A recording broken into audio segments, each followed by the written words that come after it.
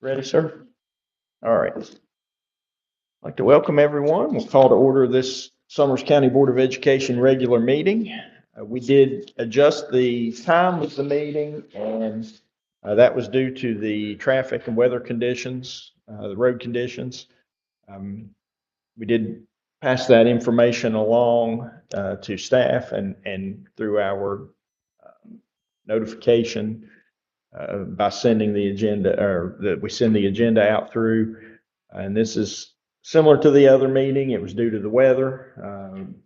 And therefore, based on our legal guidance we previously received, we could make this adjustment to time. With that, let the minutes reflect that all board members are present. And item 2, Mr. Farley, I ask you if you would to lead us in the pledge of allegiance.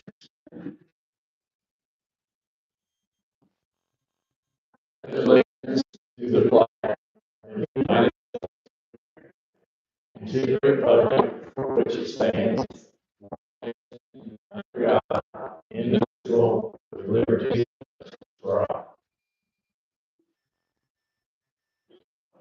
All right, Jay.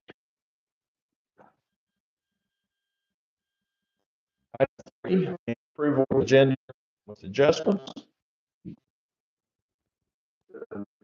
To full art drivers and second sound supposed to be based. Second.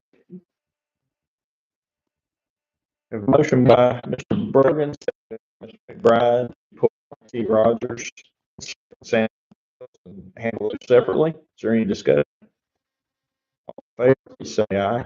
Aye. Opposed, abstaining. The minutes reflect by 5-0 vote. We will R.T. Rogers take from the bills and handle those separately. As far as our new business under 10B, we do not have a representative with us today from Radio Medical Center. I will make a motion that we postpone this item until our 3/10/2026 board meeting. There's a motion by Mrs. Harvey. Item 10B, Medical Center, that we postpone until the 3/10/2026 board meeting. Any discussion? All in favor? Aye. Opposed? Abstaining?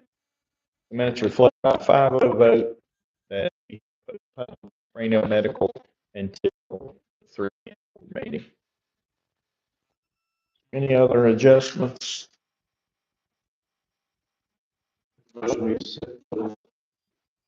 is written. Changes. Motion on the floor by Mr. Brogan, seconded by Ms. Harvey. We accept the agenda with the aforementioned changes. Any discussion? All in favor, please say aye. Aye. Opposed? Abstaining? Let the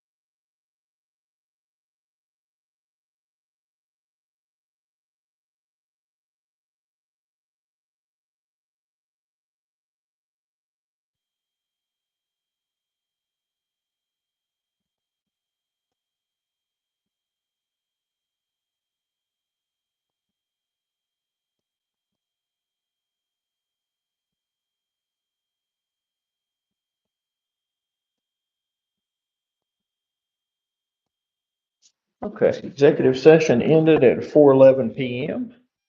So Dr. Knott, do you want to, I guess so your recommendation is to ratify the unpaid administrative leave effective 2/10 to 2/23.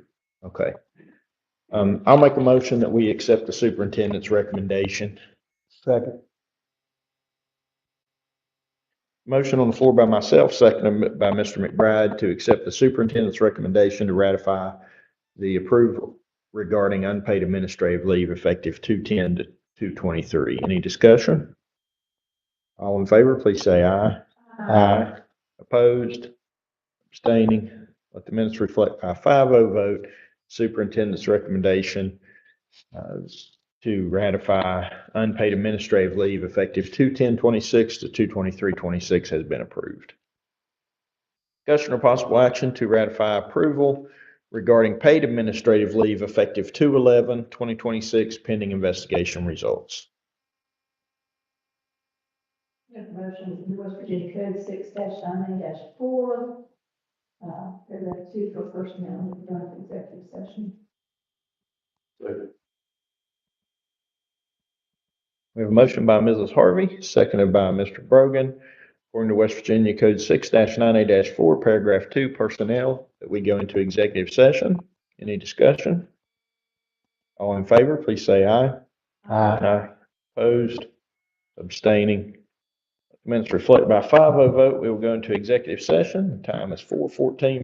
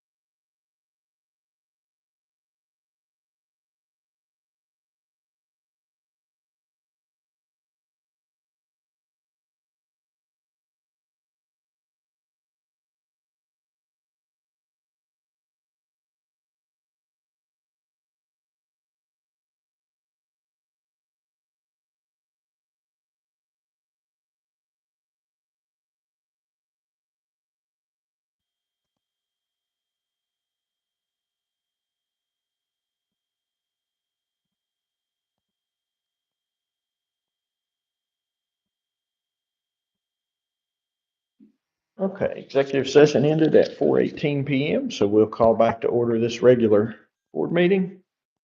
We have before us the superintendent's recommendation to approve paid administrative leave effective February 11th until the investigation is complete.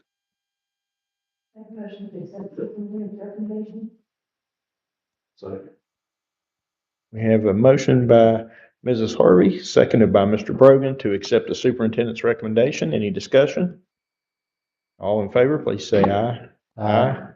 Opposed, abstaining. Let the minutes reflect by a 5-0 vote the superintendent's recommendation to approve paid administrative leave effective 2/11/26 until the investigation is complete has been approved. Item 5, presentations. I did speak with Austin Lilly about the Summers County High School golf team recognition, and the individual that finished second in the state, he's working, and so that's why he hasn't been able to attend. But I did ask Austin if he or Mr. Ewing could write something up about that tournament and how that went. So we may have something that we can read in our next board meeting. With that, we'll move to the Hinton Area Elementary LSIC. Good afternoon. I did take the data, in front of you. Does anyone else want a copy? All right, so I always do safety as part of my LSIC meetings, so I don't have to have one extra meeting. So I'm gonna run through the changes or what we've done differently real quick. So far, we've had 6 fire drills, 2 intruder alerts, 1 code yellow, which is just where you lock down, 1 high winds drill. The accident reports that we've had several, but none of them are due to any maintenance issues. Kids just run into each other in PE. That's the most frequent thing, little things like that. I don't have any bus issues to report at this time. I have not had a bus referral in probably the last month or 2. Thank goodness. I would not go with it if I saw any, but there isn't any. But last year, that was a big issue. That was made up of a bunch of my referrals. So we're doing better with that. As far as the fire marshal report, what he wanted, changed, Dr. Green has been on top of that, him and our maintenance crew. And so the door stops have been removed from the cafeteria doors because they said you could not leave them propped open. Safe and Sound has come to look to do estimates for the magnetic clips that hold this stairwell door and this cafeteria door. This one has it, and they automatically release when the fire alarm goes off. But we really need it on that stairwell. It's on the front stairwell because we tried keeping it closed, which he said we needed to do. But the little ones get trapped in the stairwell because they don't have the strength and the dexterity to push that button and get out. So we're hoping that that will be fixed soon. And of course, we had people come to look at the doors to provide an estimate for fireproof doors. We have 2 rooms, the STEM lab downstairs and Ms. Roche's. They have been drilled to accommodate special blocks for students with special needs. It was a need at the time, but he informed us that we can't do that because it nullifies it being a fire. And then at the annex complex, the rooms that actually house students, they have to have fire doors. So we're just waiting on that. And Dr. Green is on. So, are there any questions about? Say the intruder alerts. Yes. Are those like real or the drills or? Those are just drills. Okay. So I get on the intercom and say intruder alert, intruder alert. And then one of my custodians checks downstairs and I check upstairs and we make sure everyone is quiet, lights off, doors are locked. And we run over to the annex and do the same. Just making sure it was a drill. And the county actually had a unification training on Friday, so for staff. Data reports, you have these in front of you.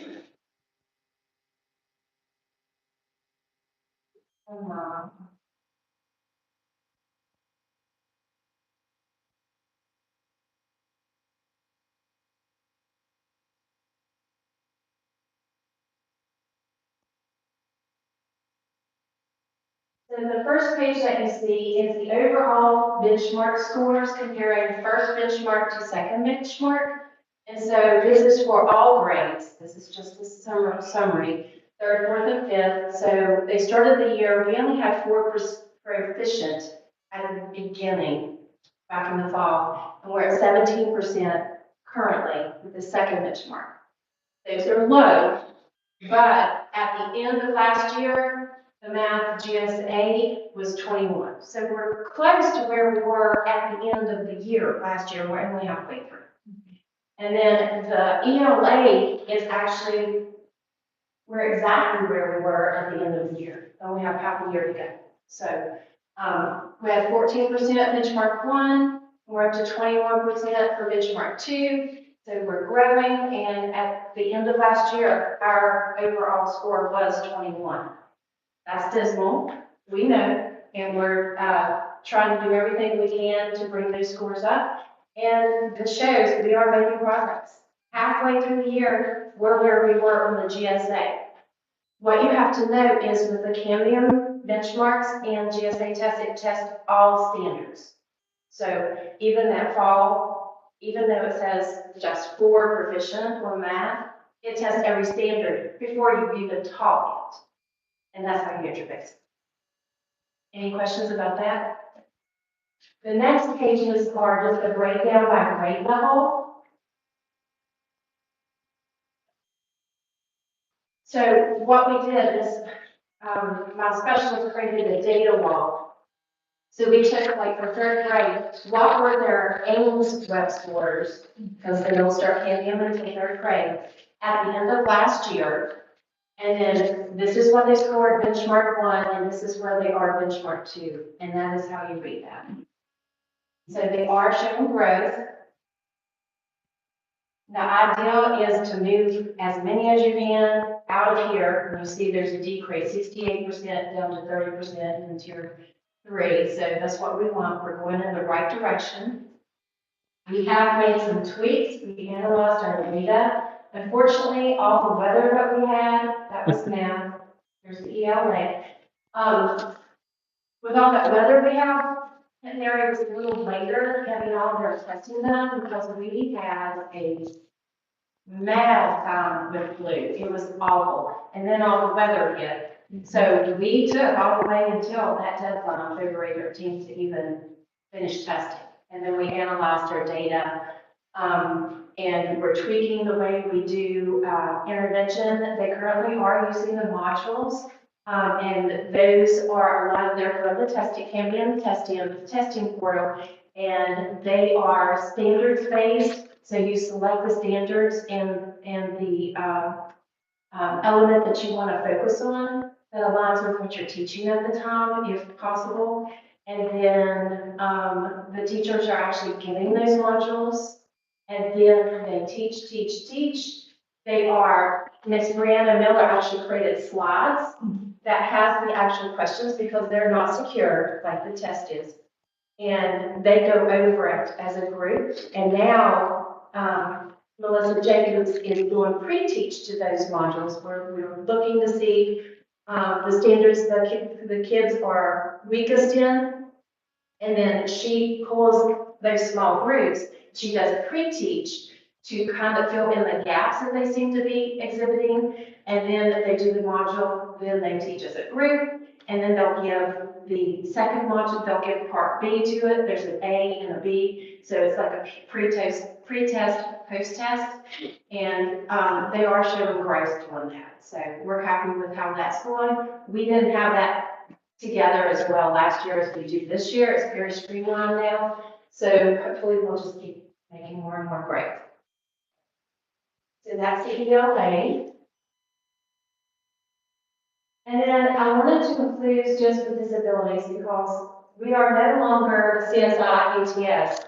We got off of that, but this year is a sustaining year. So we want to make sure that we're still putting a focus on that. Last year, our main focus was making sure our core instruction was really strong. This year, we're trying to focus more on ensuring that our students with disabilities have the instruction that they need. And so this is for Cambium, grades 2 through 5 math. And you can see that, 3.5, benchmark 1 went to 9.7 with benchmark 2 for meeting standards. And then this was a huge jump here. Partially meet standards, they went 3.5% to 25.8%. So a lot of them that were down in here, you can see how high benchmark 1 was for does not meet standards, 93%. A lot of them jumped up to partially meet standards out. That's a whole level. So that's really good. I will tell you that this data includes even speech only kids as well. So there were, I think there's 29 students in 3 through 5 that are like co-op. That's included in the state. So our goal on our strategic plan is to show 5% or more growth on composite scores by the end of the year for our students with disabilities. So right now, 83%, 24 out of 29 showed growth. 17%, 5 out of 29 stayed the same or decreased slightly. And most of those, I have it broken down in my office, were like by 1% or 1.5%. It wasn't by much. 72%, 21 out of 29 showed 5% or higher. And that's not just like points, that's percent. I actually did the calculations. So that's pretty good. And then ELA,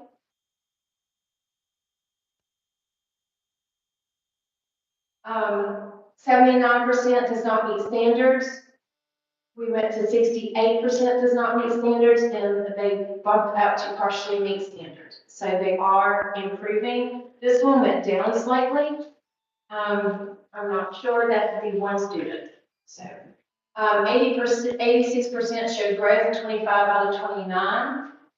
14%, 4 out of 29 showed the same, stayed the same, or decreased slightly. 48% showed 5% or higher growth.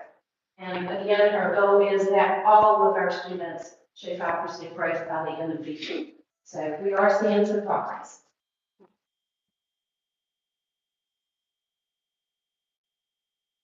And then with kindergarten through second, they use a different benchmark altogether. They use Ainsweb.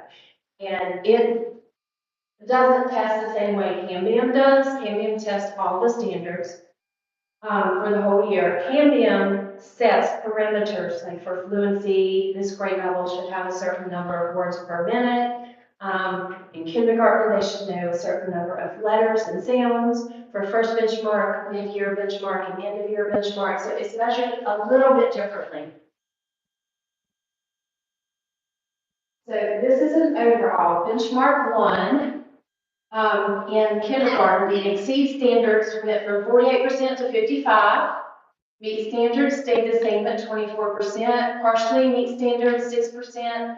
Does not meet standards went down from 21% to 15%. And this is straight off of the Ainsworth website, just to give you a visual. So there's a little growth, and we just have that tip that we've got to really work on. And they have those children in intensive services with Susanna Kinsey, and she is making progress, and we're monitoring those students that don't have IEPs. They're already in SAT, and we're working on making sure that we're changing strategies, finding things that work for them. So our goal is that nobody will be in the red at the end of the year.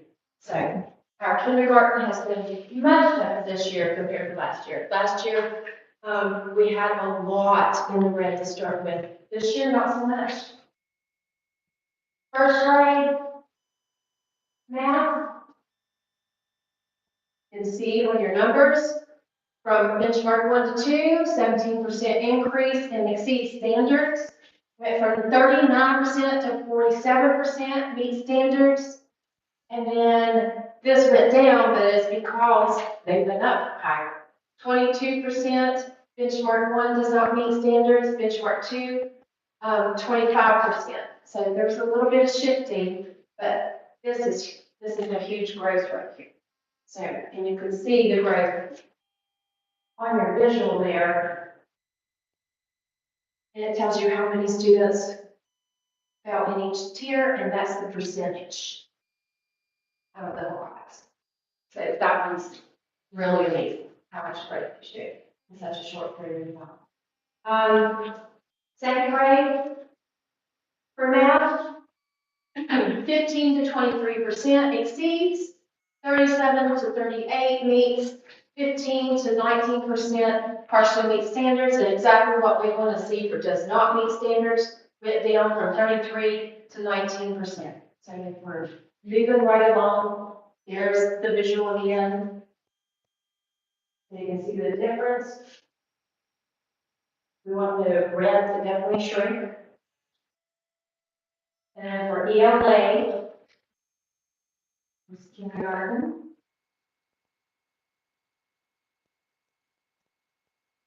You have that in front of you, so once you look at that.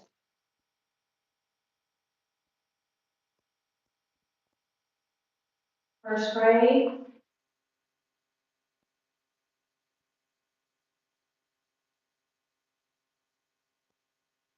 And the red was shrinking, that's what we want. Second grade.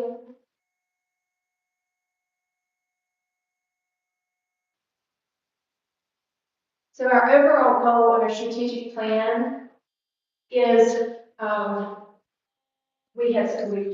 think we were a little lofty in our goal because we did it with Michelle Moore from the State Department, and we all did the same. We wanted 70% mastery by our students at the end of the year in ELA and math. Well, we started at 21 and 22% in reading and math at the end of last year. So I'm not sure it was a great, smart goal for our school because it's not attainable. That's one of the parts of the acronyms, but we're hoping. So I will, That's not unrealistic. I We've got multiple years to work on that, so don't. We do, but we look at it like year to year. But with Ainsworth, most of these scores are very close to that already, and we have one grade level that's already exceeded that. So the lower grades really got it going on. We're chipping away at the upper grades, and like I said, we're about where we were at the end of last year at this time, or at the end of the spring for GSA. Right now, we're halfway through the year, and we're already at that point, using the CAMU benchmark, which is supposed to mimic the GSA. So we're hoping that we'll make a lot of growth.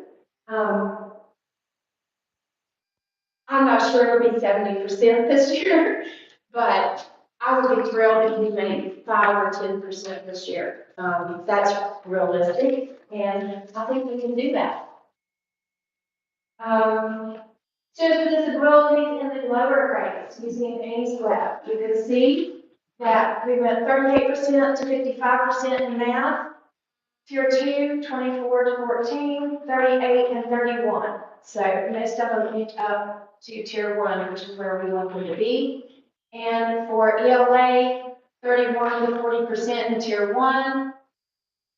And tier 2, 34.5 to 20%, and 34.5 to 40%. Now this one increased a little bit, but I broke it down. I have a printout in my office, and that's 2 students. And we inherited them, but we hadn't been working with them. So we'll get them. We're working with them. They're in intensive intervention. So discipline data is next. So I pulled the report that I did for you last year because it was about the same time. It was on the 26th last year. And looking at that, so we have a comparison of about the same time period. We had 66 referrals last year. This year, through yesterday, we had 116 if you look on Zoom, but that includes our tier 4 students.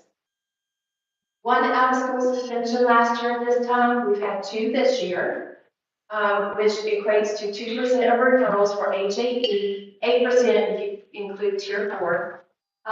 The reason I say that is in our strategic plan, our goal is to maintain 5% or less of out-of-school suspension for our total referrals because we want them in school as much as possible. So it's only when it's like level 3 or like really disruptive, we can't de-escalate that we send them home. We can get them de-escalated, they'll usually stay with me a while or back in the classroom. Okay? ISS, 17 at this time last year. We've only had 6 this year. 6% of the referrals, total referrals, are ISS so far, 15% if you include tier 4. And it's important to note, and I put that note on there, that last year, if the kids got in trouble 4 times in the same day in their classroom, that's like talking out the seat, the minor classroom offenses. If they got 4 times in the same day, they came to me and I marked it on the behavior log. It lists the intervention and everything. And then it became habitual if they were logged 4 times. On the 5th time, it's habitual violation that goes in WEBIS. This year, that's all changed. They come to me on the 4th time, it goes into WEBIS. Everything goes into WEBIS. And we did that because of a couple trainings we went in, and they said it's just good documentation. And so that if something is habitual, you have all that step by step. And so we expected, when we decided to do that as a staff in the spring, we knew that our referrals were going to go up, but I really expected them to go up a lot more than that when I looked at how many I have logged on my behavior charts from last year. So overall, we've got good kids here. And you might be surprised, you might not. Some of my other grades that we have trouble with. It's our pre-K and kindergarten and first. And it's mainly pre-K and first. These are my frequent flyers right now.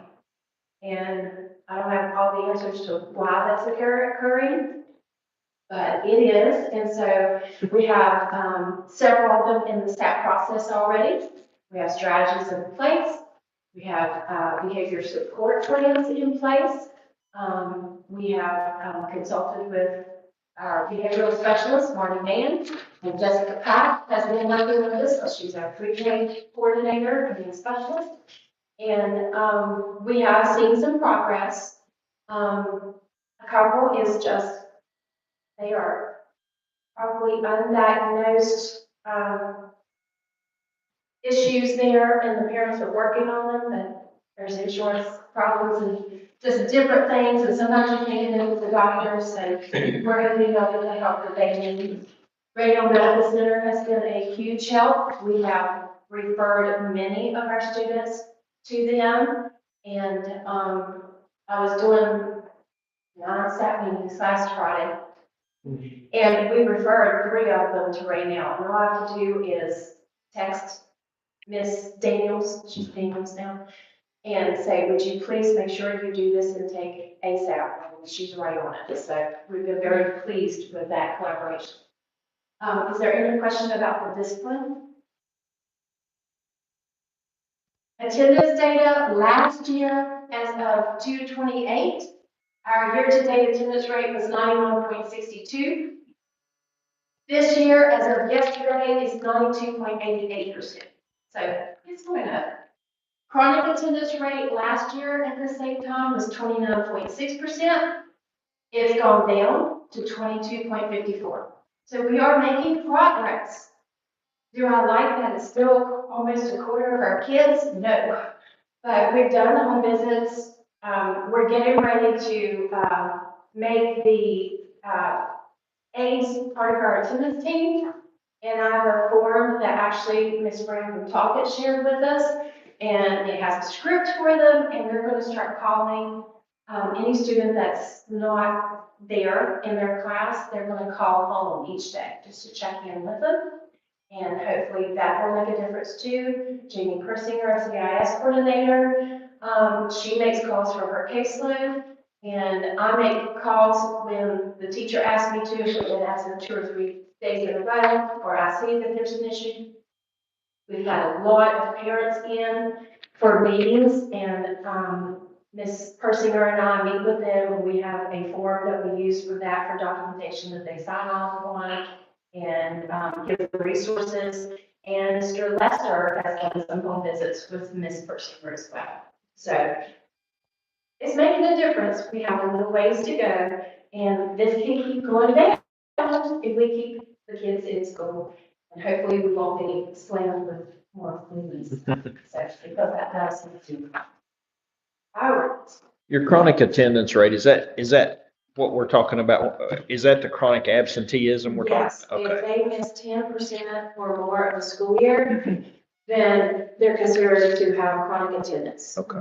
So if it's for the whole year, that equates to 18 days. Yeah. But it's based on how many days you have present, the calculations are done that. Okay. Are you seeing any trends in like grade level or reasons for leave chronic absenteeism? It varies. Sometimes it's just, we've had several that have their tonsils out. And chronic attendance does not distinguish between excused or unexcused. It's just absence if they're not here. So we've had probably 4 or 5 that have had tonsillectomies.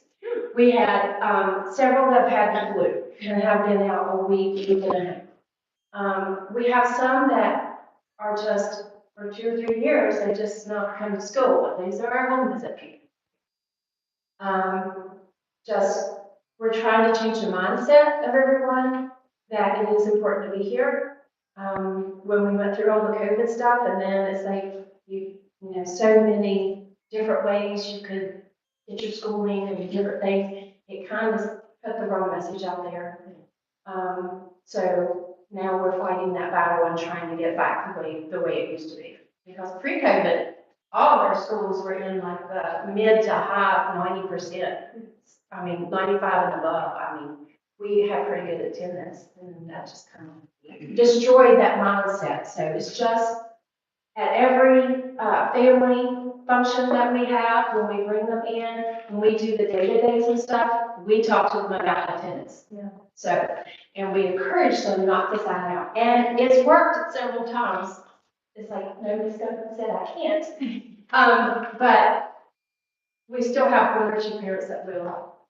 So, get them off. Any other questions about the data? How many students do you have there? We have 241 right now. Look at your map, it's full of tonsillectomy, it's probably 5% of that. Yeah. So, So.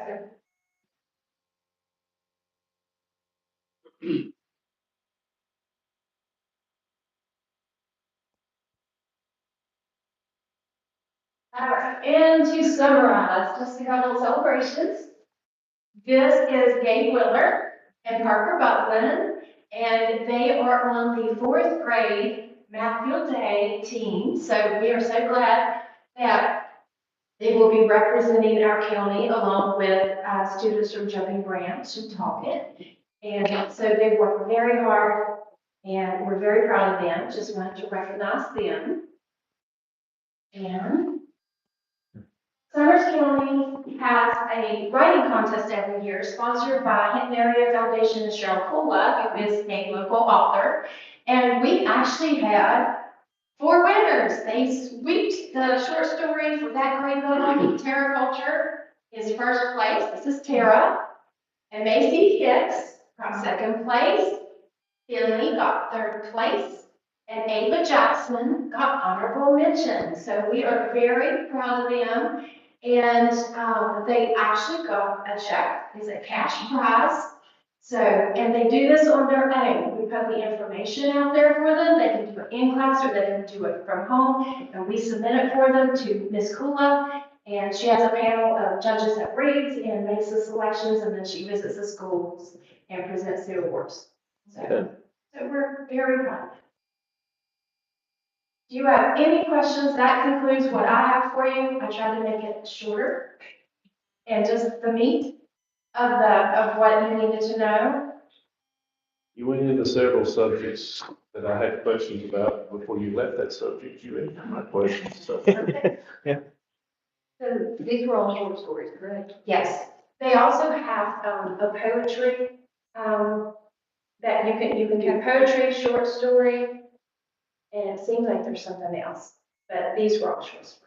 So if we have, permission from parents, would we be able to maybe video the students reading their short stories and then be able to post them Sure, on Aries website and right, social media? yeah, we could do that. Pretty cool. That would be good, County yeah. website. And, the Young Writers Contest, we had to have the entries to Ms. Jones by the 13th. So they'll get their panel together, and so hopefully we'll be celebrating at all the schools, some winners from that to represent at the county level. It must be a good, with, Dr. Seuss week. True, Mm-hmm. that would. Yep. Okay. Good suggestion. Anything else? Congratulations. Thank you. Thank you. All right, that takes care of presentations. Item 6, public comment. None. Item 7, we have approval of minutes for the February 10th, 2026 meeting. Make a motion to approve the minutes. We have a motion by Mr. Brogan, seconded by Mrs. Harvey, that we approve the minutes from the February 10th, 2026 regular meeting. Any discussion? All in favor, please say aye. Aye. Opposed? Abstaining? Let the minutes reflect by a 4-0 vote. I'm sorry, 4-1 vote with Mrs. Farley abstaining, that the minutes for the February 10th, 2026 regular board meeting have been approved. Next item is a conflict of interest for me, so I need to leave the room. All right, item 8, approval of bills. The first 2 bills we have are for RT Rogers and Safe and Sound. Make a motion to pay our Rogers and Safety Sound. Second. Motion by Mrs. Harvey, seconded by Mr. McBride, that we pay the bills for RT Rogers and Safe and Sound. Any discussion? All in favor, please say aye. Aye. Opposed? Abstaining? Let the minutes reflect by a 4-0 vote that the bills for RT Rogers and Safe and Sound have been approved, with Mr. Brogan recusing himself due to a conflict of interest. Still under approval of bills, item 8, we have the remainder of the bills. I'll make a motion that we pay the remaining bills. Okay. A motion by Mrs. Farley, seconded by Mrs. Harvey, that we pay the remaining bills. Any discussion? All in favor, please say aye. Aye. Opposed? Abstaining? Minutes reflect by a 5-0 vote, the remainder of the bills have been approved for payment. Okay, item 9, old business. A, discussion or possible action regarding the May 2026 levy. In your folder, you will have the levy order, as well as the projected revenue. Mrs. Crook, would you like to say anything about any of the items or the attachment that was sent in an email? Okay, so, I'll just give you quickly a brief rundown of what happened behind the scenes, from the central office. So there have been multiple, surveys put out for the, for our staff, and also in the community. And you all have received those results, that you received. We put that together. We started with 25%. We also looked at the 15%, and then what we ultimately put together was 20% levy call. We whittled this down from what everybody put together with responses. Community, staff, what we thought was the best possible levy call that we could put out, that was best for our students and best for our students altogether. We did do a little tweaking this morning, just basically because it is personnel season. And at first we looked at, the first line there, to provide supplemental funds for hiring teachers and school level, service personnel. A lot of what would happen if this levy call, if it is approved this evening from you all, is educating the community and educating our staff. Because it's not just a simple levy call that goes out, but it's educating the community what this does for our community. Hiring teachers or, school level service personnel. The vision of this levy is not to hire anybody at the central office. So whenever we say school level service personnel, it would be to fund, a bus operator or to, fund a cook or an aide or any of those positions that we would need that the state aid formula does not cover. Because right now we are looking that we would have an overage for service personnel next year. We whittled down personnel for next year that we're pretty much one formula, other than the positions that are not covered in the state aid formula, for next school year. But service personnel, we're not there. We are, drastically over formula right now. So this would go towards covering that overage. Whenever we looked at everything, this was covering both, trips for curricular and extracurricular. We could get into the weeds in this levy call, but we didn't want that. Whenever you go behind that curtain and you're like, well, all this could be in there. There would be some, and that goes into educating whenever we go out to schools, going out to the community and saying, it's not just for athletics, it is for band, it is for at the school level. Now, whenever we went to Jungle Ranch, they were like, we fundraise. We're not necessarily in favor of, field trips, because we do all that fundraising. So that's not something that Jungle Ranch, but whenever you go to an area, they need transportation for that. That's something that would help them. So how do you say, well, this does work for this school, but it doesn't work for that school? So we would put, from the central office, we said, okay, well, what if we do this? What if we say, it would help with so many trips at, each of the locations, and then that led trips. So those are the types of things that we have to make sure that we are educating at the school level. But it's not just football, it's not just, basketball, it's all of those athletic trips, including band, including, so it's everything that we have, all those buses are available. So it's not, we aren't just doing for one, it is doing for everybody, and it would have that $75,000 in there. We also looked at the playgrounds in Hinton area and talking. Now, this is something that whenever, came, and I'm sorry, I forget who came in Hinton area, it was you. You came in Hinton area, and they said the playground. And if you go around there and you look at the playground, that is something that the kids deserve to have a really nice playground. They deserve to have that outdoor classroom per se of having that. Now, something to keep in mind is that each year, there would be 900, oh, right in fact. There would be this $990,000 for that's the estimated collection. But when we look at this, we look at a 4-year plan, because we are saying this is a 4-year levy call. So, while we say hit area and talk it, we are not going to be able to do both in the first year. Also, whenever we looked at this, we said that we do know that transportation is in need of a new vehicle, a new shop truck. We're not gonna be able to drive, I don't know if you all looked at big trucks, but there's not a shop truck that you can buy for $20,000. But that is something that we know that we need up front. So we would have 4 years to have that $80,000 for a vehicle.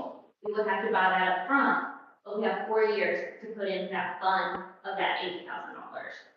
So that's part of that education that we have to do during this levy call. But we also have to have a plan for the 4 years. So as a central office, we've had a plan of this is year one, and we did say an area would probably be a year one playground because it is in the middle of town. People are going to see that. They're going to, and that's also building our trust in our community because they're going to see this is where they put this in the levy call. They see that they're keeping their word. They know that this is their plan. They told us this is what they're going to do, and they're doing what they're saying they're going to do. And we're building that trust because now after 4 years, we're going to go back and we're going to say, hey, this is what our need is now. You told us that this is what you're doing, and you have kept your word. This is where we are now. So we're coming back and we're gonna say, okay, next time, this is what we want. We'll take the entrance at Jumping Bridge. There's no way it's gonna happen for $75,000. But what we are saying is that in year 3 or year 3.5, we saved our money for those 4 years. And now we have $300,000. So we can put in the school safety entrance at that. So that, again, it goes back to educating our community, educating and saying, we can't do everything in year 1. So when we did look at the levies of the voting, whatever was not an area that voted for the levy last time. They, pretty much everybody who voted against the levy in that precinct voted against, they all voted against the levy there.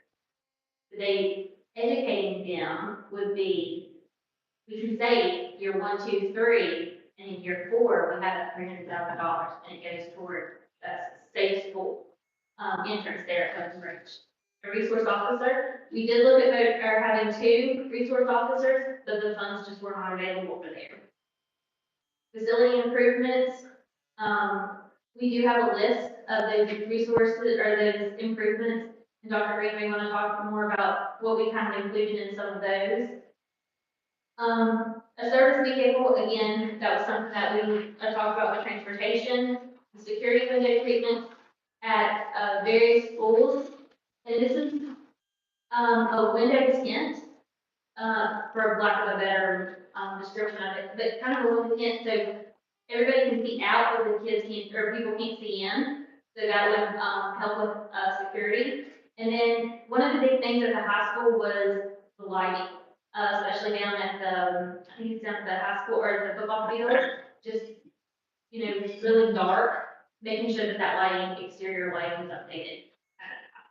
And again, $25,000 is not gonna cut it, but making sure that we are educating in this, we do have time over the next several years to make sure that this is taken care of. Dr. Green, would you like to talk about anything facility-wise that I missed? One of the big ones on there is at the school, the transportation garage. One of the big ones is Brian had mentioned that when the repairs on the bus stop were done several years ago, some pieces of it weren't deep, and some of that has been exposed to elements, and we're going to need to repair those at some point. That's one of the big ones. I think last week in our training, we talked about one of the possible needs is looking at blocks for our classrooms. Some of our older classrooms, we need to work on those to make those more secure. But just in general, we're going to have larger projects that are going to come up. Like, last summer we had an HVAC issue that we had to fix. So we're working on that at the high school, and those things come up all the time. We've been working on them all winter long. We're at a point where Frank and Tracy pretty much check it every day just to make sure that it keeps on in the morning. Those are some things that are going to have to be addressed.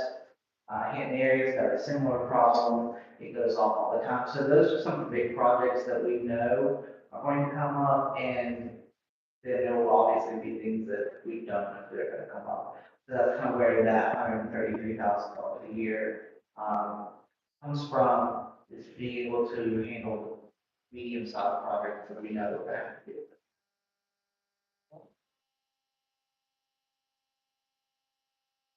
As far as that, you mentioned the bus garage, what part is exposed? Is it the roof? Is it something different? So what I can remember with that conversation with Brian is, it's part of the road, there's some painting that on the backside needs to be done. It hasn't been done, so then that part of the building has been exposed to the elements. And so that's deteriorated significantly. So at some point that's going to have to be completely changed. That also brings me back to the buildings. We have rooms in our schools that need to be repainted. There's some maintenance updates that need to be done there as well. Because you can give a building and repaint it, well, it's not going to look like that for 30 years. You're going to have to update that. So those are just some of the projects that will be coming. Hopefully we can put on this 11. If not, we're going to sit down with the budget and figure out how we're going to handle that. And it may be a longer plan than the original. Did Chad think you, in his records that he had? What I'm asking for, he had a assessment done of all the roofs of the buildings. Was that passed on to you? If it's in there, it's buried in a file. And it's when you mentioned that, because I don't remember where, I thought that existed, but I wasn't sure if we had a copy of it. Well, there was a copy, but it not. I was, Should be a digital copy in our files, too.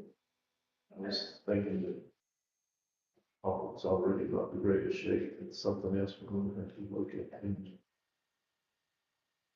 First- Prepared the report, so I'll look at the files I have, if I don't, then I'll reach out to you all and see if you can check your email.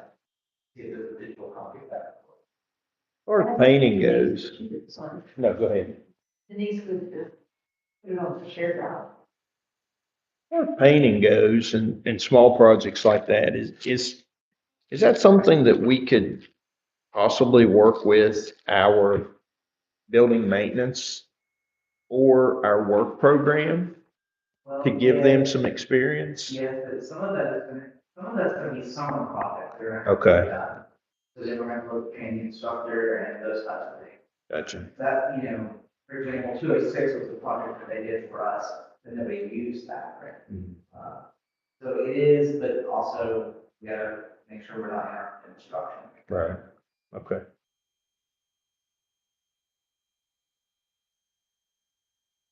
Any questions about the levy order? So, understand about needing to be able to educate the general public.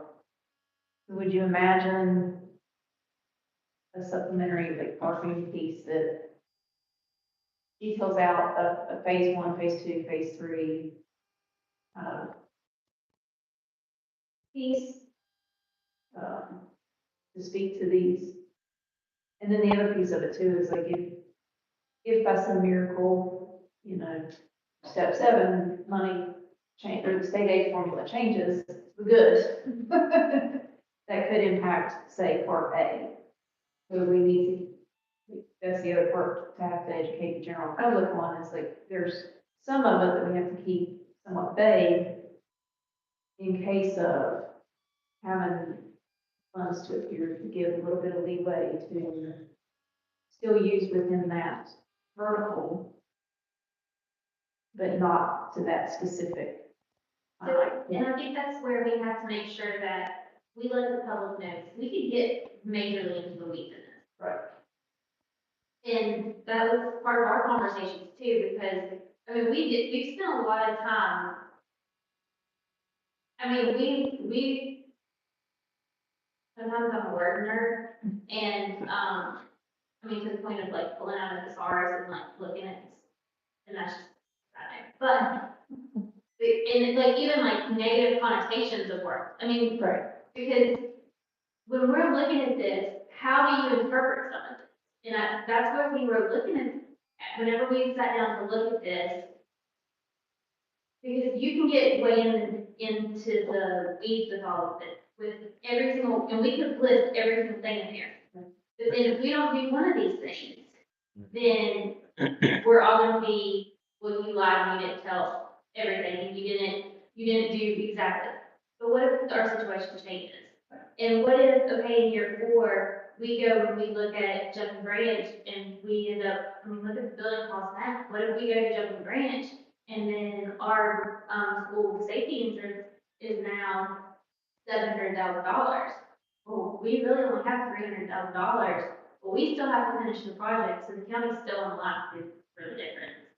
So it really doesn't matter, we're still committed to that based on this levy, whether we have another levy or not. So just like with line A, let's say that by some miracle that we do have extra funds, we can still use this money for the purpose of personnel. And we will, my suggestion would be, is that we run a whole separate fund for the levy if it passes, or when it passes, so we run a whole separate fund. So then if there's anybody that comes in and they say, well, where did you use personnel? We can run a report and say, this is exactly where we ran it every single year. So they can see that we used every single penny. Now, each year, you do not have to use each single line item and exhaust the funds of every single line item. But for the length of the levy in all 4 years, you have to use all those funds. So that is also something, whenever this brochure, or however we put that out, we will need help with that language to be put out. But we want to make sure everybody knows that. So every year, so we can have that carryover, just like we have a regular carryover for Fund 11, we can have carryover at the end of year 1. But at the end of year 4, we cannot have any carryover. Every penny of this will have to be spent. Now, let's say the tax collection comes in and we did not collect $990,000, which that's a possibility because we may not have money to pay the taxes. We may not have money to do all this. So that's also something that we have to disclose to the public. That if levy money is not collected, we cannot do all these projects. So at what point, at which one of these do we not pay, or do we not? Yeah, so I mean, those are the types of things that we have to make sure we tell everybody. And I think once we put it in a category, it has to be spent in this category. Yeah. So that's important to share that information as well, because we heard last time, well, you all will just move the money where you need it or where you want it, and we can. Based on this levy order, we have to spend it on these items. I think with a 20% levy, there always has, and I found this out several levies ago, there always has to be a clause in the levy that if there are funds over and above, and I don't want to use the word at the board's discretion, but if we collect funds above what we have in our levy, we as a board would then vote on how those get spent, within these parameters. Now, I think that with us trying to run a 20% levy, even if we do go above, we'll need that money in these parameters just to be able to complete these projects. And I think that's important to share with the public as well. What I think we need to find out, at least for me, and somebody may be able to tell me here. So I know that we cannot use board money or school money to promote the levy, but we can go out into the public and we can talk about it. So I think that with 3 board members running, when we get an invite to a meet and greet, that would probably be a pretty good opportunity for us to just talk about the levy. And so that's kind of been going through my mind over the past couple of weeks, is how do we get this out? And several of the meet and greets have turned out with have been there with a pretty good turnout. I remember 3 years ago, Pipe Stem Ruritan Club always has a big turnout. The Humane Society, they always have a pretty big turnout at the Memorial Building. So we have some opportunities there above and beyond what we decide we want to go do. We struggled with the meet and greets at the fire departments last year. I think Biggest crowd we had was Jumping 3 or 4. I was thinking there was probably 3 to 4 people at the most, except for the one that we had at the Memorial Building. We probably had about 10 people come to that one. So I think if we do that at the fire departments and do just a open meet and greet, we need something to attract them in, brown beans and hot dogs or something. Not that we would spend school money on that, we could accept donations of something like that to bring them in, but we've got to have something to pull people in. So, Well, we'll tell you that opening day for Little League is April the 18th. I think that's a great day. Last year, there were 160 Little League kids that played Little League. That'll actually, I don't have the, I don't think I have the dates in front of me. Like, a sheet. because I have found it back and I have all the dates written down, but, so that's approximately 3 weeks prior to your election, or prior to the election. Yes, so, and it would probably be 1 week before, early voting started. So they probably will have a full day of, which I'm not on baseball board this year, but they'll probably have a full day of baseball down there. They'll also have, last year they did vendors that were set up. That would be a great day to be present. I think I probably will have 2 boys that are playing. They'll be, if they do the same league that they did last year, from what I hear that they are, there will be little leaguers all over the community, with helmets trying to collect money. So that would be a great day to be seen in with levy stuff, or at least this part. And I will tell you this, and I'm very committed to trying to get this levy passed. So I do have some ideas on fire departments. I think it has to be beyond fire. But being at meet and greets is a great way to be out there. Humane Society, and Christine Cochran, American Foundation. She seems to have, great opportunities there. I know there is also, Any type of civic any type of civic organizations, if they have a meeting and we could get on their agenda. the high school football bingo is gonna be March the 27th.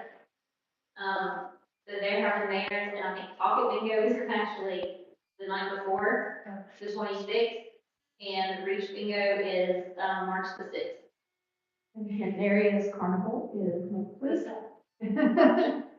March 7th?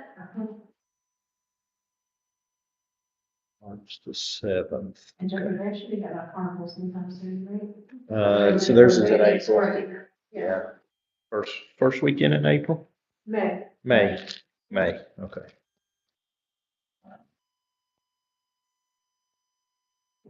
And then there's the youth league basketball tournaments, with a big crowd. Right to your points of, if we could get invited to the Republican Executive Committee, the Democratic Executive Committee, to the levy. There may be somebody who's willing to help, not necessarily head up a levy committee, but somebody who's willing to help with it. So we could maybe reach out to her to see if she's willing to help get that moving as a levy committee. So it would be helpful to have somebody that's drive that train.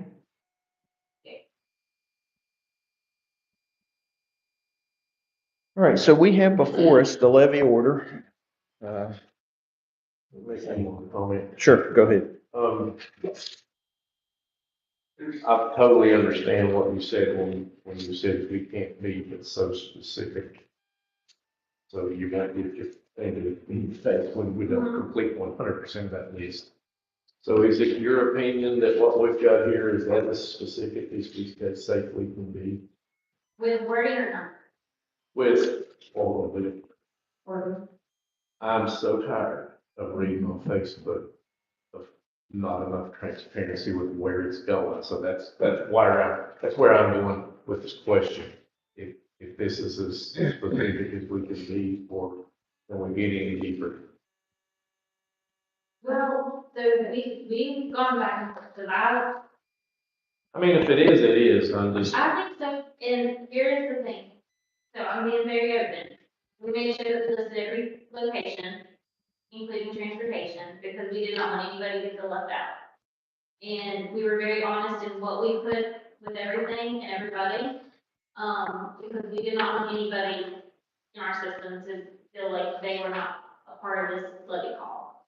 So, I think without being, that's where I think it is very important to making sure that we get out in the community and tell people what our plan is and what it's behind the playground renovations and behind, what the facility improvements include and that sort of stuff.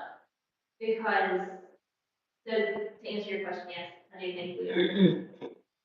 All right, thanks. So I think now we have to get on the ground and do some of the ground and do the legwork, behind the scenes to make sure that everybody knows that we are. So that they know whenever they get behind that curtain, that they know exactly where, every one of these items. And you mentioned when the levy passes about being able to pull a report and show people that came in asking where the money went. I think one step further is if we had a report pulled and we displayed it on our county webpage.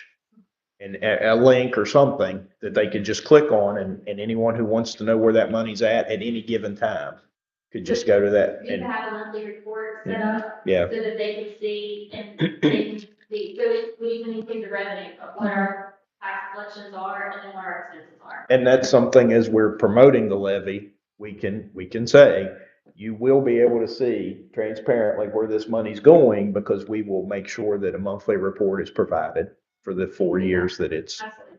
done. All right, so we have before us this levy order. Is there any additional questions or comments about the order? Pretty much with the exception of the change in the amounts, this is very similar to what we did with our last one. Yeah, it's almost. Almost word for word, yeah, so. I make the motion that we approve the levy order as read. Second. So we have a motion by Mrs. Farley, seconded by Mr. Brogan to approve the levy order as read. Any additional discussion on this? All in favor, please say aye. Aye. Opposed, abstaining. Let the minutes reflect by a 5-0 vote that the levy order has been approved.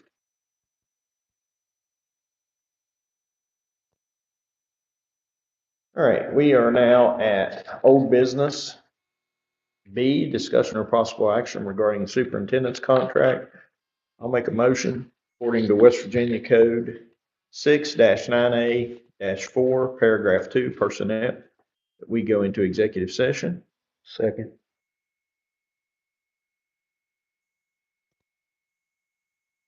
Motion by myself, seconded by Mr. McBride, according to West Virginia Code 6-9A-4, paragraph 2, that we go into executive session. Is there any discussion? All in favor, please say aye. Aye. Opposed? Abstaining? Let the minutes reflect by a 5-0 vote. We will go into executive session. The time is 5:20.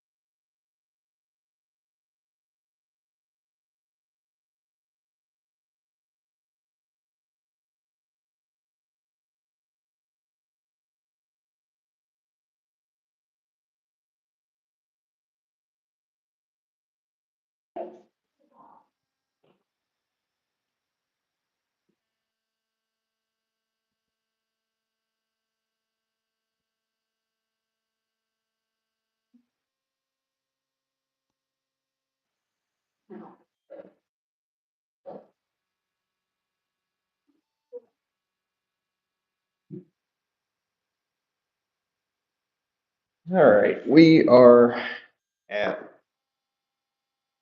item nine, old business, item 9B, discussion or possible action regarding the superintendent contract.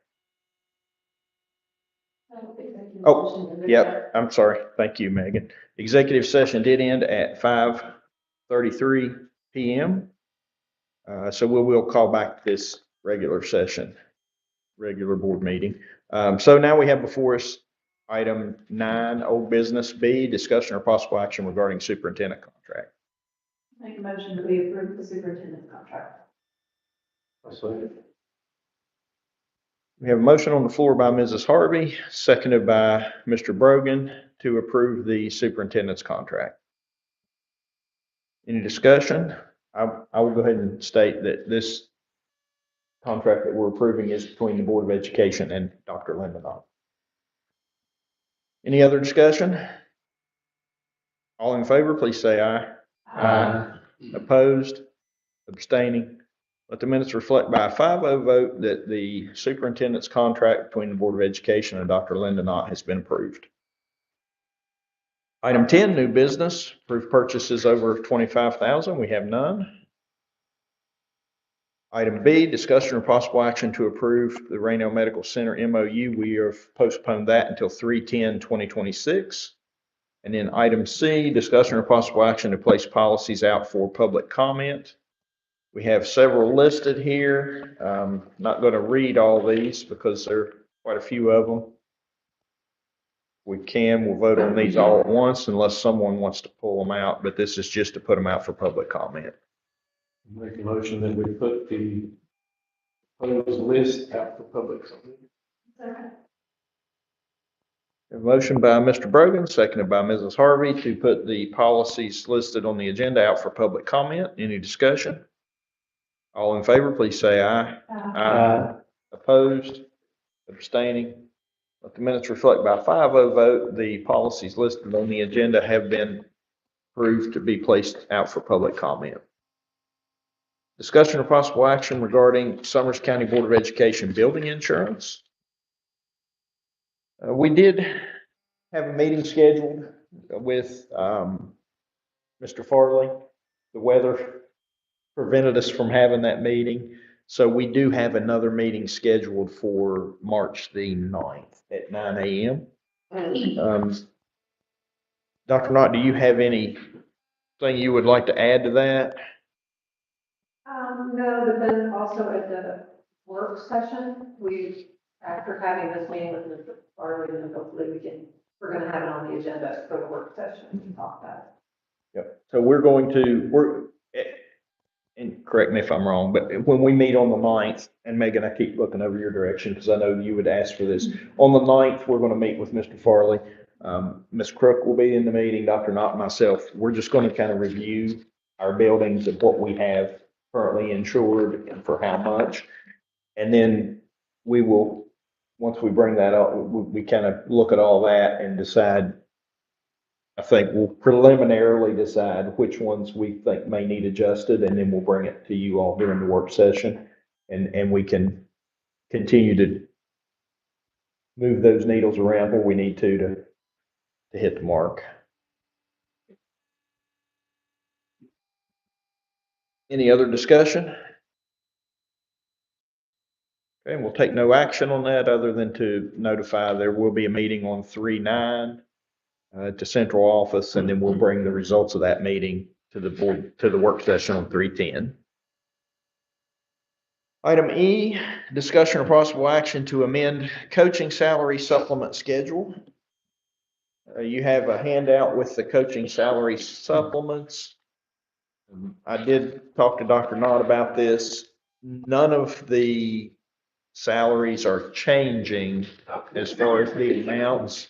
This is to add the middle school track program onto the coaching salary schedule.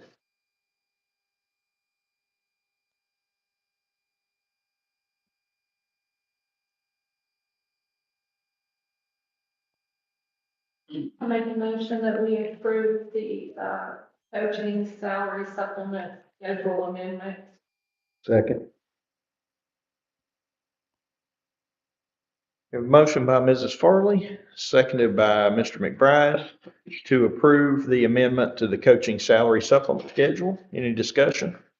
I'm just curious on this athletic director, that 1,000 athletic event game supervision, is that in addition to the 4,000? Yeah. Okay. And that's already there, it's already in play. I don't think it's a bargain. All right, any further discussion? All in favor, please say aye. Aye. Opposed? Abstaining? Let the minutes reflect by a 5-0 vote, the coaching salary supplement schedule has been approved. Item F, discussion or possible action to add a 6 through 8 head track coach. I think we just did. We had to approve the supplement before we could add the coach. In my opinion, the more kids we can get involved with extracurriculars, the better. Agreed. And they have talked to students and there is interest in that. I'll make a motion that we add the 6 through 8 head track coach position. I'll second that. So there's a motion by Mr. Brogan, seconded by myself, to add a 6 through 8 head track coach position. Any discussion? So now this action will allow you to post the job. Is that correct? Okay. All right. Any other discussion, questions? All in favor, please say aye. Aye. Opposed? Abstaining? Let the minutes reflect by a 5-0 vote that the 6 through 8 head track coach position has been approved. Item G, 2026, 2027 proposed calendar hearing. We have 2 calendars in our packet. I will turn the floor over to Dr. Knott, you or Mrs. Jones. You want to talk about it? As we do every year, we have a calendar committee. Each school is represented in the bus garage transportation department is represented as well. Calendar A, we'll just go over some dates of interest for everybody. The start date on calendar A is August 17th. And that is for staff. And then students would start August 24th. The out of calendar days, we have a week during Thanksgiving. And then again, from December 21st through December 31st. This particular calendar has the students coming back January 5th. Staff will come back January 4th for some professional development and curriculum work. And then the second grouping of out of calendar days would be the spring break. Easter is on March 28th in year 27. So the spring break would be right after Easter. And then we put the OS days, outside school environment days, there on the end. So the last day for students would be June 4th. And the last day for staff would be June 15th. That is if we had to use all of the OS for snow days. If not, we would back up the dates for the staff. On calendar B, the start date for staff is August 12th. Students would start August 18th. It would be a midweek start for students. Again, you have the out of calendar days for the week of Thanksgiving. And then again, in December, starting on December 22nd through December 31st. And then again, you would have out of calendar days for spring break the same week, March 29th through April 2nd. Again, the OS days are put at the end. The last day for staff would be June 9th, and the last day for students would be May 27th. We do this every year, but we choose to elect the equivalent time option, and that is where the high school, elementary schools all have to add minutes, academic minutes each day. So that will allow for 5 excused snow days. And then I also do what's called a non-traditional instructional day for the snow packets. I do that application each year too, so that gives us 5 additional days. But there's a lot of options. But this year, everyone on the committee worked really well. We were able to combine Hinton area and Pocket and the bus garage kind of all into one. And then the bus garage also, got some input on calendar B as well. So I think either calendar would be a good option.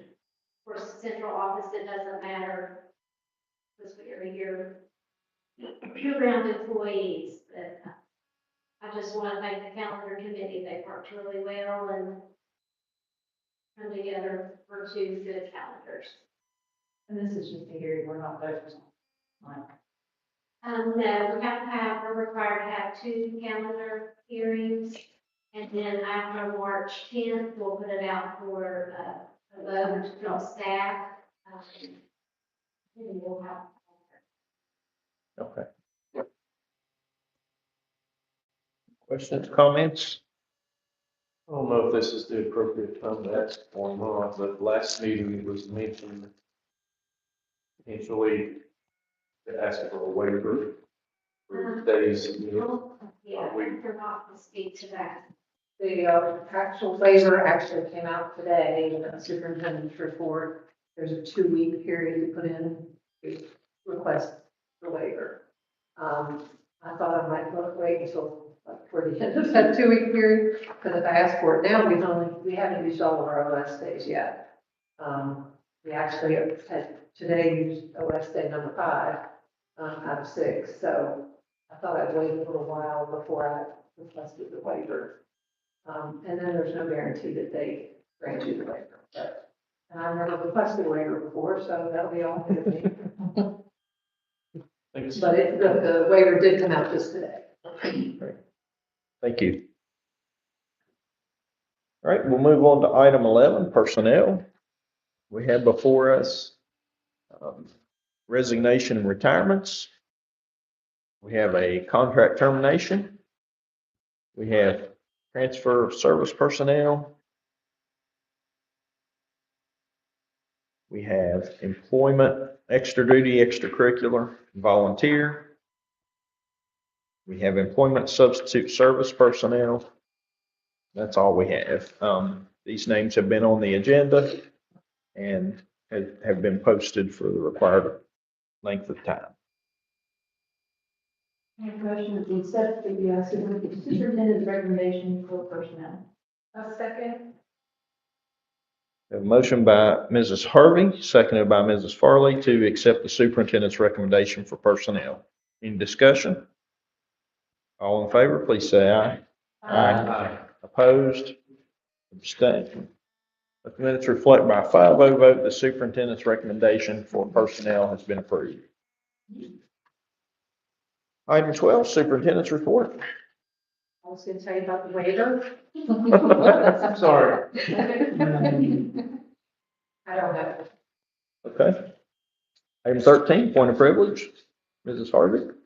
Come back then. Mrs. Farley. I don't know how many of you know that February is Love the Bus Month. And the transportation department is near and dear to my heart. I guess maybe it's because I'm married to a bus driver, I don't know.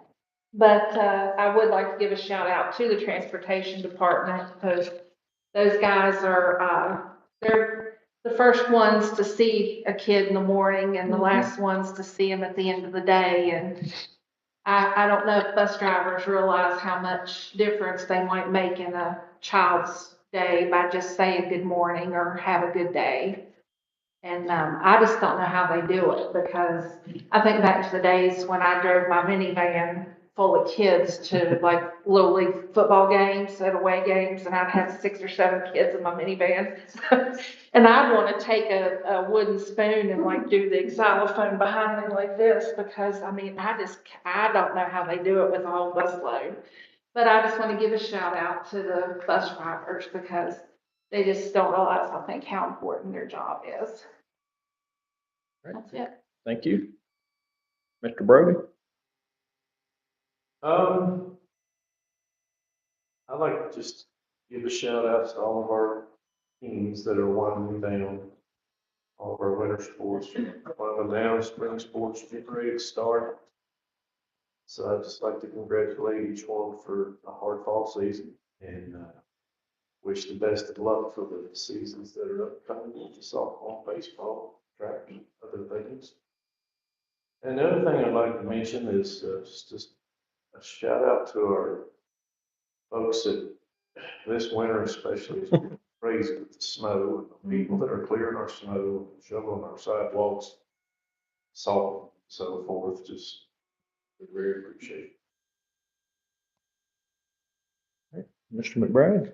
Well, I too want to give a shout out to all the people in transportation, because as a former bus operator, I have a lot of good friends, have a lot of good times down there, and also wanted to congratulate our boys and girls basketball teams on their seasons, and looking forward to the baseball season. Yeah, I'm ready, I'm sorry. So we, the board members, received an email from Dr. Howard O'Cole, who's the executive director for the West Virginia School Board Association.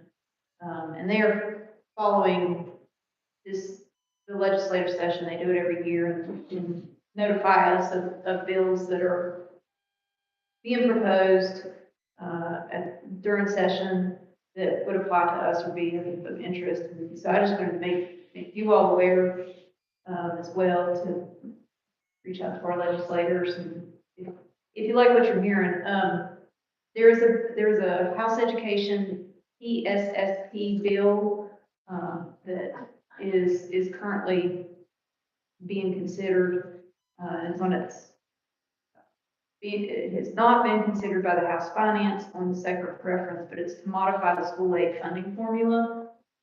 And some key components of this bill would be, the base funding would change, effective for the school year 27 to 28. All counties in the state shall be funded by a block grant in the amount of $6,500 per enrolled student. For purposes of the base funding amount, counties that have less than 1,200 enrolled pupils per county shall be funded minimum level of 1,200 pupils in that county. There's supplemental funding for special needs students. This would allow for,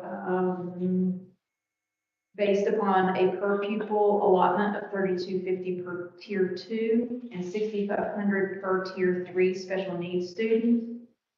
The primary purpose for the supplemental fund shall be for the benefit of tier 2 and tier 3 special needs, but may additionally be utilized as otherwise set forth in subsection C, which then states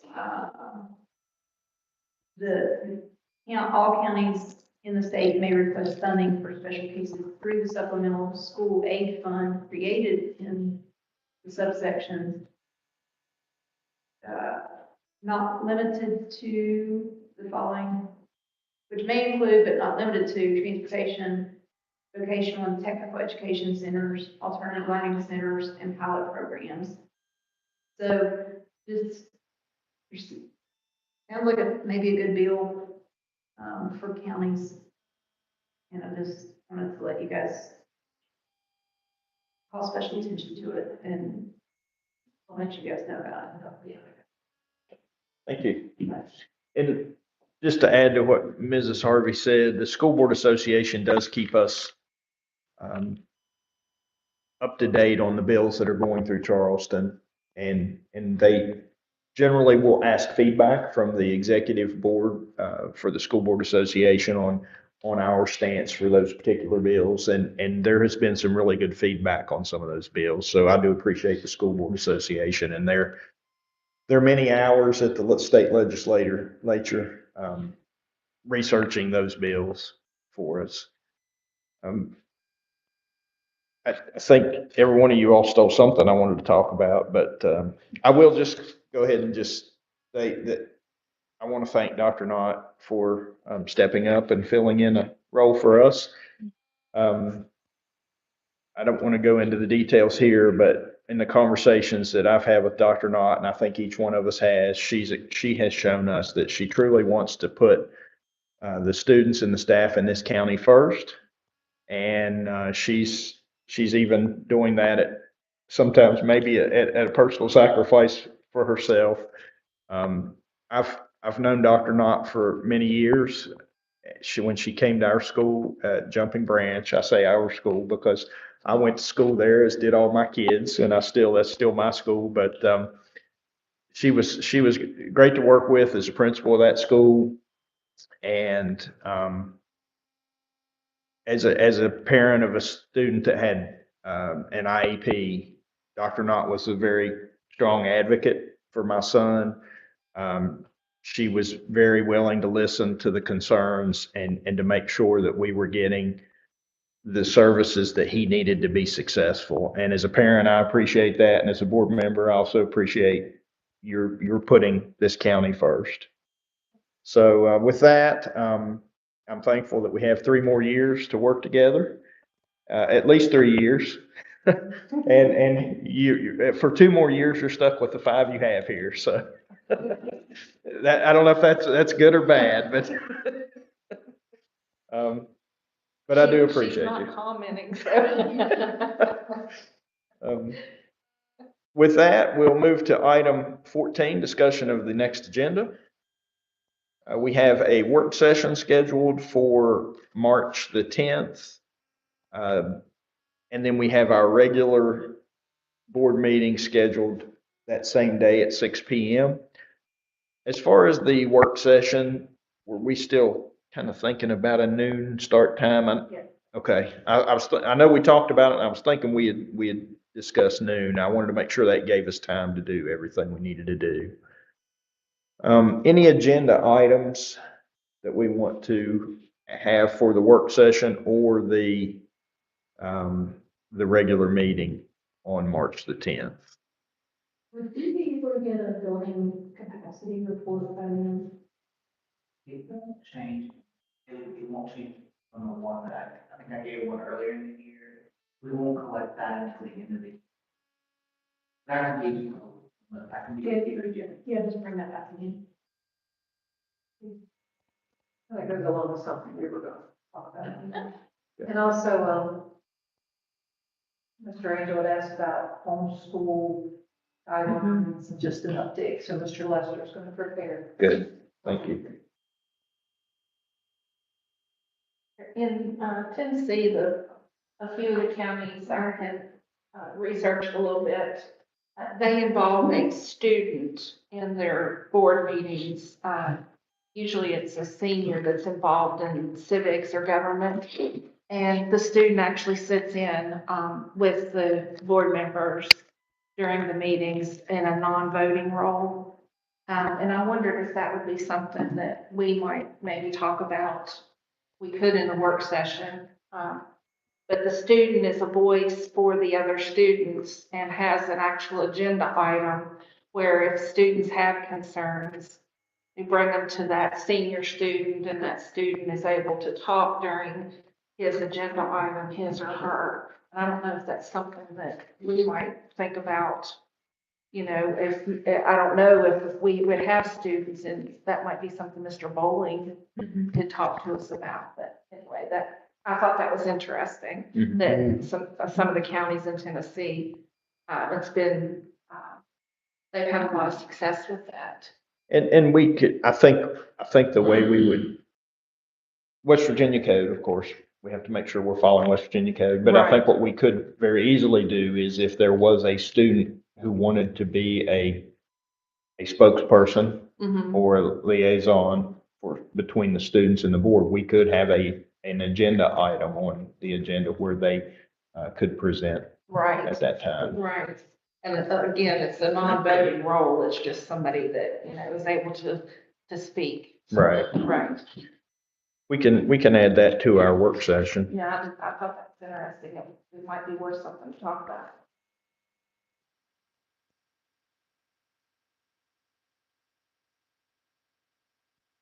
All right, any other items? Well, being that the work session is maybe, if we're looking at having it at the high school, might be an opportunity to get with our golfer. Good idea. Shake his hand, congratulate him.